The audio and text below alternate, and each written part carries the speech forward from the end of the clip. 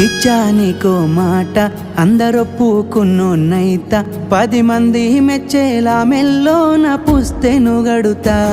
నిలబెట్టుకున్న మాట మెచ్చుకునేలా ఊరంతా సాధించానయ్యా చదువుతోనే కొలువును నేనే నా చిన్న చిన్న తప్పులను మన్నించినవే నా పెద్ద పెద్ద ఆశలను గెలిపించినవే ఎన్ను పూసైనా ఎనకనున్నవే